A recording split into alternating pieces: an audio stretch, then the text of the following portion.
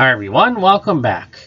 Now, March is ending, my birthday's coming up, it's spring, so you know what that means? Wedding season is almost here. Now, I've worked in the wedding industry for like 6 years. I haven't done any direct weddings in like a year or so. And I figure, you know what, maybe I'll do a little video on my experiences working in the wedding industry. Now, before you click away, here's a few little stories. You know, maybe you'll be interested, maybe you won't. But I figure, what the hell, I may as well, alright? So, without any further ado, let's get started. And again, I thank you guys for tuning into this video, and I look forward to seeing you in the next one. Now, where do I start? Let's see. Okay, now I know. This is one of the first venues I worked at. And I was a doorman. We had a nice red carpet and stuff, so it was like a red carpet venue. I was a doorman and porter there, so I didn't really directly deal with like the bride and groom or like the bridal party and stuff. I kind of did, but I didn't, right? So one night, we had a pretty big wedding, and one of my jobs is to make sure the bathrooms are always up to par, the men's and the women's bathroom, which was annoying sometimes too. Mainly because, you know, sometimes you have to wait like half an hour to get into the women's bathroom to make sure everything is stocked up and cleaned, right? So, that's our thing. Sorry. So one night, I was on the carpet. I had to go check the washrooms. The boss told me make sure both washrooms are clean before I go take my dinner break, which was another thing I found annoying. I always had to check the washrooms before I go took my break because no one can cover my area for that half an hour I had a break. So, men's washroom, clean as usual. I had to wait 20 minutes to get into the women's washroom, and I remember that night in particular, it was pretty disgusting. So I finally got in, and when I got in, there was literal turds on the walls in some of the stalls, right? I'm not even joking, right? Turds galore. It's like they missed the toilet bowl, right? So I saw like droppings on the floor, some on the walls. I'm like, what the even some on the toilet paper too. I'm like, this made no sense, right? I'm like, there's no way I'm gonna clean all this and then go eat dinner. So I'm like, you know what, I flipped the frequency on the walkie so only I can talk to the manager, and I told him, come to the bathroom, right? Because I figure if I went to the all frequency, people would think I'm asking him to come do some weird stuff, you know, in the bathroom, right? I'm not into that kind of stuff, right? Maybe him, not me. He's always called me Ray of Sunshine, which is a pretty creepy nickname because my name's Raymond. But anyway, I told him come. He came and I'm like, listen, if you expect me to clean this shit off the floor and off the walls, you got another thing coming because I'm supposed to go eat. Right, eat my dinner. He's like, well, I'm not going to clean it. I'm like, I don't care if you're not going to clean it. This was not in my job This was not in my job description. My description was to make sure the red carpet was clean and to clean the windows and set up the events after the party leaves for the next one, right? This was not my actual job. He's like, well, it was in your description as a porter. I'm like, okay. I'm like, so would you want to clean someone's droppings and then go eat food? He's like, no. I'm like, case in point. Right? After 10 minutes of bickering, we came to a compromise and we cleaned it together. Right? So we actually had like a few minutes to clean it, right? Because I think it was we had a few minutes to clean it because they're eating their dinner, so no one was really going to the bathrooms at that time. So we cleaned everything, and I told him, like, you know, I'm not doing this again. He's like, you're gonna have to. I'm like, I don't need to go pick up people's droppings, right? It's not my fault that this bathroom is always like this. And the thing is, it was. Right? That was the first night. The first night I actually saw it myself, but I heard about it, right, from other workers that it happens, right? And I worked there for probably a month after that, right? Every weekend, maybe 3-4 weddings. It was always the women's bathroom. That was just like horrid. I didn't understand. And it's not like their bathroom was like poorly maintained. They had like 2 flat screen TVs. They had sofas. They had their own little like makeup like area with mirrors and stuff on one side before you got into the actual bathroom. It made no sense. You know the sad part too about this venue? The bridal suite was a freaking closet. Like, open the door and you have like a little like small spaced closet, which I guess would make sense considering the bathroom was like 2 bathrooms, 3 bathrooms in one, right? So that was my story from that venue. Also, no, there's 2 stories from that one. Sorry, so that was my first story from that venue. The second one was actually kind of funny. It was a Colombian wedding, and it was really hot that day. So the lights that I had to stand under, they're like vintage lights from like 30 years ago or something. Like the bulbs get really hot in that fixture. So it would get so hot that I would make a joke, oh, you can crack an egg on the carpet and it'll probably cook. Now let me tell you, when I made that joke, I didn't think we were going to have some dumb kids from down the street drive up in like a BMW and throw eggs at the bride and groom on the carpet. That happened one time. They actually came and threw eggs, and the pieces that were left on the carpet, I watched. You can see them actually cooking under that heat. Needless to say, I don't know what happened to those kids, because I know some people end up chasing them in a car after. So they probably got egged back or something. But one of the most random things that happened. Now, back to the Colombian wedding story, though. That was a kind of a different thing. So this husband, he came with his wife and his son to attend the wedding. So I assumed that the other people that came, he knew them. He kept coming up to the carpet to smoke like every 10 minutes and talk to this one girl that he knew. And his wife got like so butthurt. She didn't like that. She was jealous. And, I sat there. I talked to the other guys, like the other guests. And I'm like, I wonder what's going to happen to this guy. Right? I wonder what she's going to do to him. And they're like, they don't know. Right? Women can be crazy at times. Right? Especially overprotective ones. So I'm sitting there drinking my tea. I had the boss come bring me out a tea because I'm not really supposed to leave the carpet. Right? I have to sit there for like 9 hours. So I told him, bring me a drink. Brings me a drink. I'm drinking, and next you know, this guy comes back out talking to the same girl, and his wife just storms out, and she's just watching him talk to the girl. She turns around. I think she's just going to go get their kid and leave because she's annoyed now. Turns around, makes one step, and then all of a sudden she makes one turn and just knocks this guy out on the carpet. I was like, what the? I had no comments. I legit watched her just like one right hook to the face, and he was out. He got up, right? Nothing really bad happened to him. He got up. He apologized to his wife. They went on with their day. But I'm like, really? You just let your wife punch you in the face like that? I would like say something. I wouldn't, hurt her or anything. I would just tell her, that's not cool. You're in a place where there's a lot of people watching.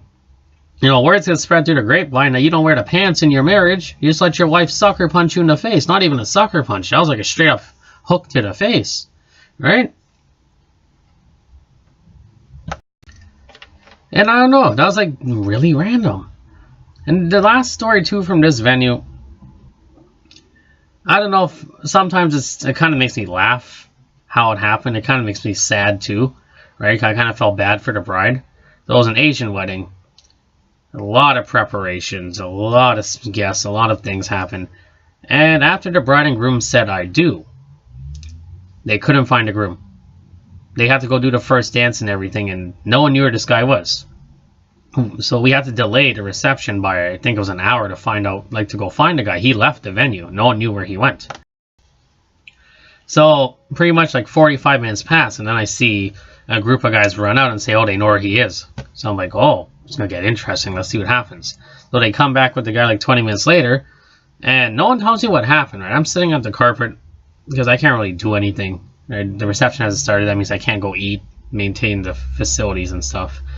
And I did find out shortly after the first dance started, his wife didn't even show any anger. I guess she was very patient for that hour, but I guarantee when they left that place and they went home, there was no honeymoon.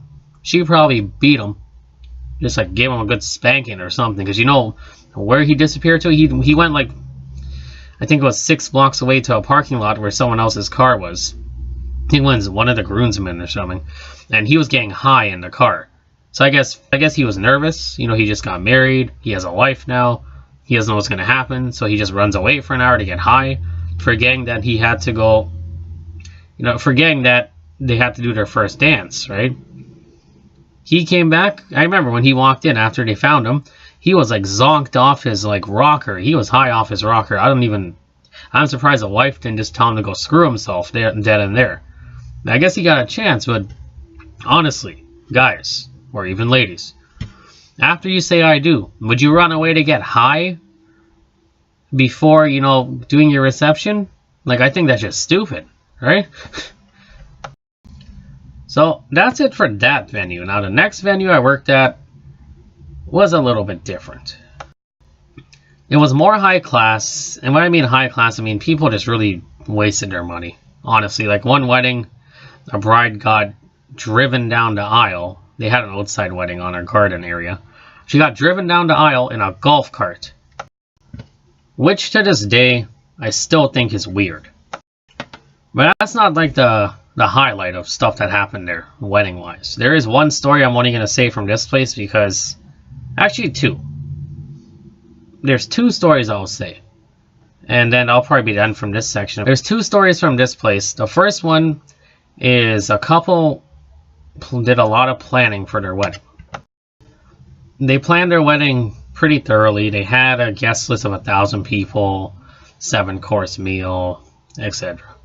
And basically, they did a lot of planning, 7-course meal, 1,000 person guest list. And I think they had like a late night table too for that event. But basically, the wedding day came, it was a Saturday, and they were doing their reception at our place. So, it's about 6 o'clock, people were supposed to start coming, and only the groom showed up. So we're like, what's going on? Right, the groom came, the groom's family came, they sat down, they had drinks. And then someone came back and told us how the groom is just here with his family in there. The groom told one of, I think the coordinators? Yeah, the groom told one of the coordinators that, you know, they decided not to get married in the morning of the wedding. Apparently they said, you know, they're just going to go their separate ways. So maybe something happened during the bachelor parties. I'm not sure, but you know what? I'd probably do the same thing the groom did. You know, screw it. I spent all this money. My family couldn't come and party. You know? And that's what they did. They came and they partied for like 7 hours to celebrate him being single, I guess. I always thought he was just going to, you know, meet someone random while he was partying and just marry them right there, because, you know, the minister was still there too. But, you know, it happens, right? Sometimes you plan a big wedding and sometimes it doesn't always happen. I guess he got lucky again. But yeah. Now, the next story, a little bit weird, right? Yeah, the next story, kind of weird, right? And with this story, I'm probably going to have to age restrict the video. So, it was a Saturday night, Canada Day long weekend. We had like 4 weddings going on at once. And I was taking a little breaks at the security desk, and we saw this, like, we kind of saw shadows in the lower tunnels, like on the security cameras. And he's like, that's weird. Do you want to go check it out? I'm like, you want me to go in some creepy tunnel at like 12 o'clock at night? He's like, yeah. So I went in the creepy tunnel at like 12 o'clock at night, right? Because I had nothing else to really do. My cleanup was pretty much done. And no, it wasn't 12 o'clock. I think it was like closer to 12. It was probably like in between 11 and 12, because I think after 12, that area would have been locked up already. So I went to investigate the shadows right in this tunnel. Apparently, it was more than one shadow. So we thought we only saw one. There was 3 shadows. And when I say 3 shadows, I mean, you know, I saw 3 people. As I was approaching, I heard moaning. And from the time I started hearing that, I'm like, I don't want to know what's going on. So I just slowly creeped in to make sure, you know, what was going on. And basically I saw one of the bridesmaids from the wedding getting tag teamed. And I just stopped. I didn't really know what to do in that sense. I stopped and I just turned around. I'm like, what are you supposed to do in that situation? You know, get a bucket of water and throw it on them? Right? They're getting their rocks off. So, I literally just turned around, I went back to So I went back to the security desk, and I told their security guard, you know, there's some people getting their rocks off down there. He's like, really? Again? I'm like, yes. He's like, well, you know what? There's nothing we can really do now. The wedding reception is basically done. So I'll go down in like 10 minutes and lock up. If they're still there, I'll shoot them away. I'm like, really? And that's the thing, too. This happened every night that we had a wedding. Weekday, weekend, there's always people running away and getting their rocks off. So I guess in that sense, we are used to it, but still, right? And these are areas, you know, kids can't get to either. So there's that, too. You don't need to worry about no kids walking in and seeing, like, their mom getting it from some random dude or something, you know, who's not their dad, you know. That's some mental scarring on its own. But anyway, that's the 2 stories from this venue. And I'm trying to think if there's any other weird ones, but I don't think so, right? Yeah, no. There's no other really, like, stories I can say. I mean, I've worked probably like 500 weddings.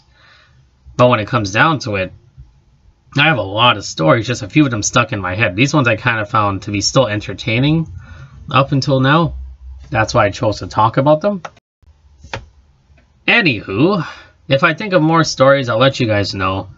But until then, I thank you guys for tuning in, and I'll see you in the next one.